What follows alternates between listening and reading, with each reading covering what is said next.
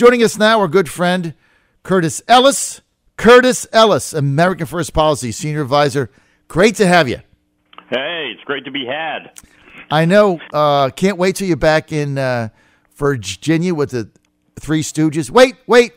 We've got to play our Virginia tribute to our state leaders right here in Richmond.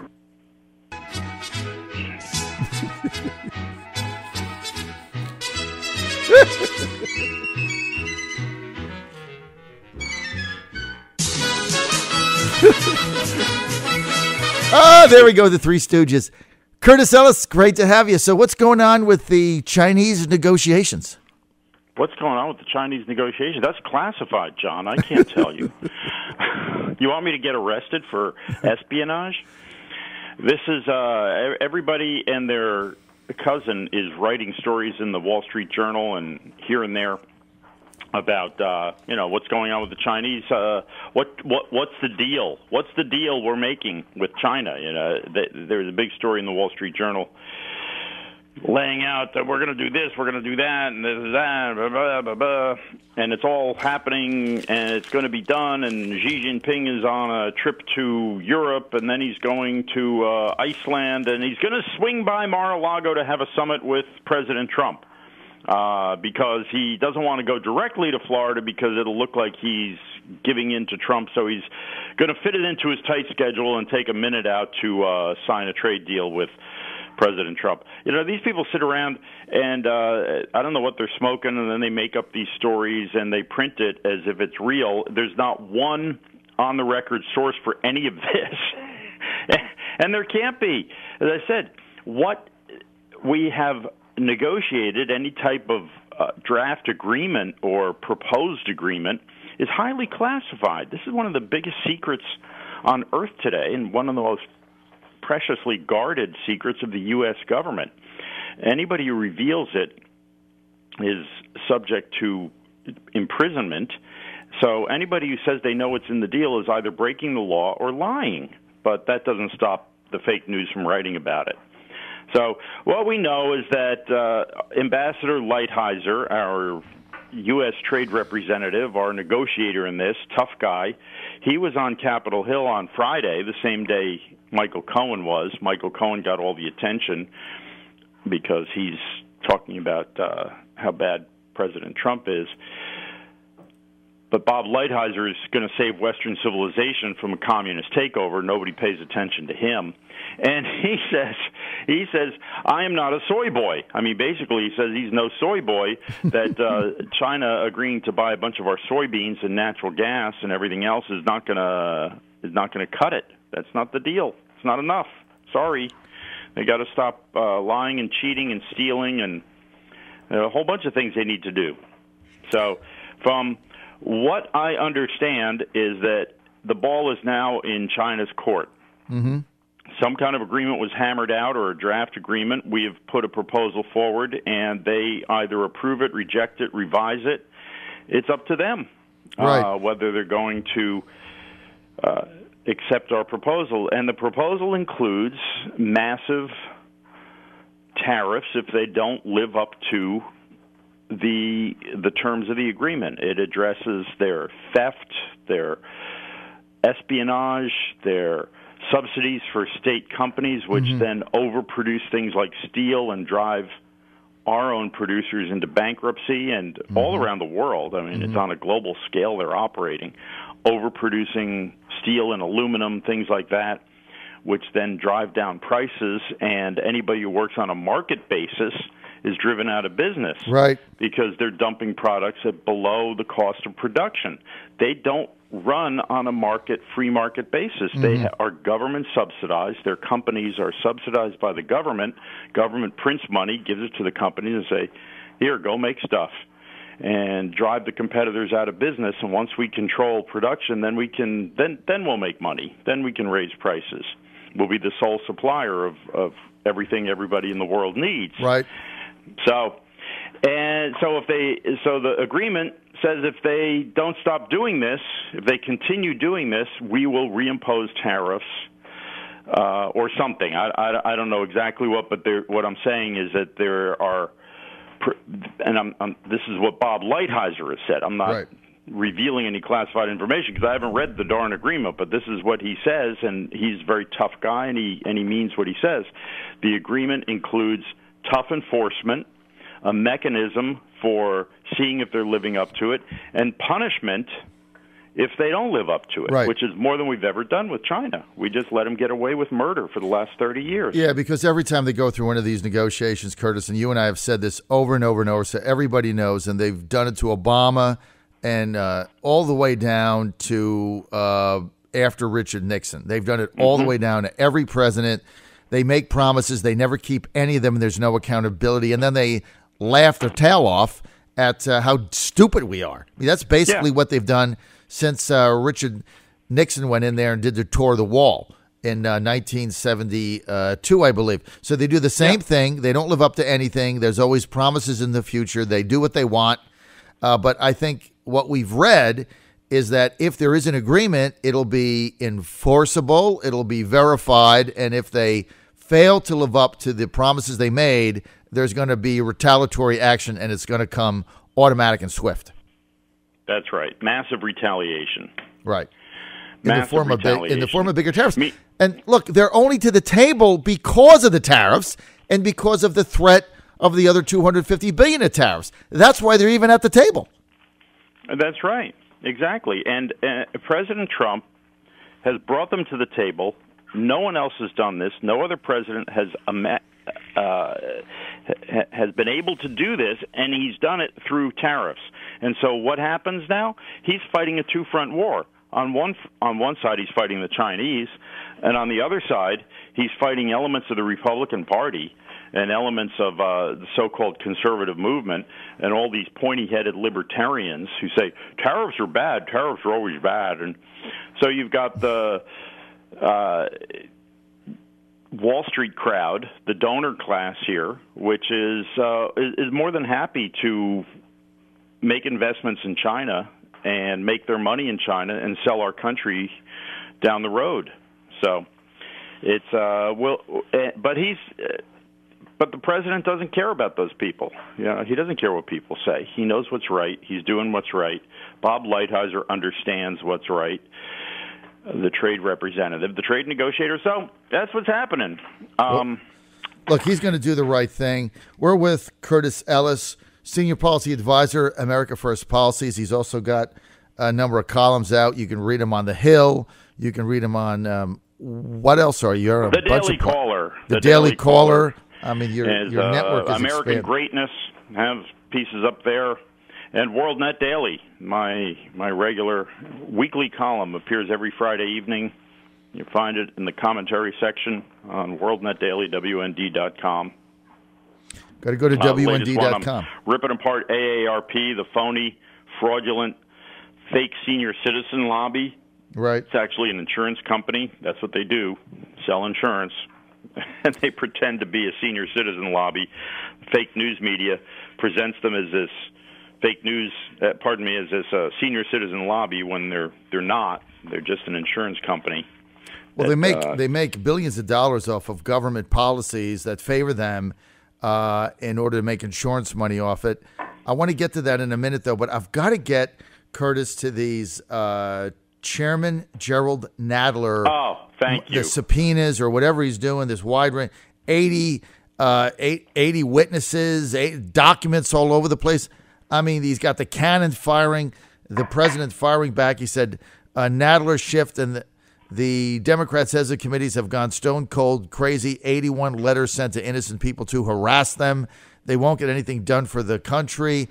What is the deal with Nadler? Jerry Nadler is like the Queen of Hearts in Alice in Wonderland. It's the House of Representatives has turned into Nancy in Wonderland. The Queen of Hearts is Jerry Nadler. Sentence first, verdict later. He's already convicted and made up his mind that Donald Trump should be impeached. He said so. He was on TV on Sunday with George Stephanopoulos, former Clinton spokesman, former Clinton communications director, who's now supposedly an objective, independent, non-liberal journalist. Ha! Jerry Nadler tells George Stephanopoulos, the president's clearly guilty of obstruction of justice. He fired James Comey. He says bad things about Bob Mueller, and so those are the first words out of Nadler's mouth. He's guilty of obstruction of justice. Now we have to find the evidence, and we have to convince the public that he needs to be impeached. So he's already convicted the guy before he's heard from the first witness. So this is the Alice in Wonderland world that the House of Representatives has turned into under Nancy Pelosi. They've turned everything upside down. They're not doing any legislation. They're not doing the people's business. They're not trying to make life better for you, me, and your listeners. No, they're just trying to convict and impeach the president. Mm-hmm. So, and it's really disgusting. These 81 people that they're going to drag through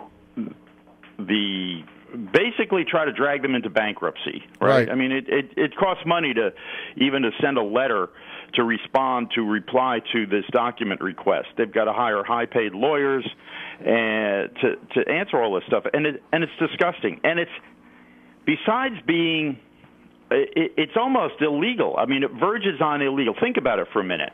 What is Congress supposed to do? Congress is supposed to be addressing problems, making laws, fixing the laws that we have. Maybe, can you imagine getting rid of laws that we don't need anymore? Mm-hmm. But instead, they are now harassing private citizens. Mm-hmm. Over what? Nothing. All of this has to do, they've now decided the Russia collusion thing is over. Right.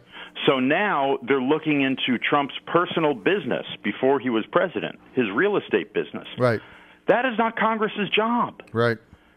So it is really frightening. Today it's President Trump. All the people who hate President Trump are maybe licking their chops and celebrating that he's being raked over the coals. Tomorrow it could be you. Tomorrow it could be them. That's right. If Congress is just going to go on these fishing expeditions and harassing people, Congress can't indict anybody. Mm-hmm.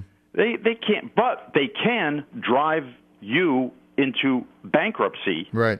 Through legal bills. Right. Well, that's what they're attempting to do, is just harass everybody around Trump so they abandon him or whatever their strategy is. But look, Curtis. And the final straw in this is that no one outside of government, no one who is not a professional politician will ever want to run for high office again, because they will have their business dealings and their entire life put under a microscope by the establishment and be harassed, if not harassed out of town, harassed into bankruptcy, harassed into personal penury. Well, that's one of the objectives here. The professional politician establishment doesn't want outsiders like Donald Trump to ever think about ever running again, ever being in the political sphere. Exactly, because they're a threat to the elite ruling class in Washington, both sides of the aisle. Doesn't matter, Republican or Democrat. The Uni Party has been working together to screw the American worker for benefit of themselves, as we have talked about, Curtis, for the last 50 years in the United States, until this candidate, Trump, and now President came along and exposed all of it, and that's really what their fear is. Now, let's get to the politics of this.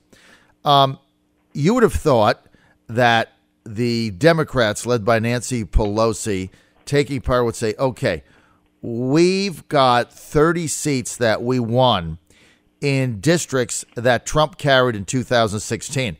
He's going to carry them again in 2020, only bigger, right? The backing that he has in his base is even bigger than it was in 16. So it's only going to be bigger. So they've only got a 19-seat majority.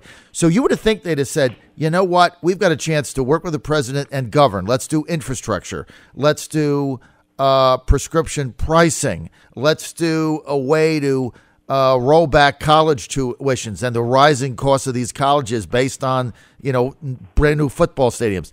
Let's tackle things that have real meaning for Americans in their life. No, instead, they go on this subpoena cannon warfare, harassing people.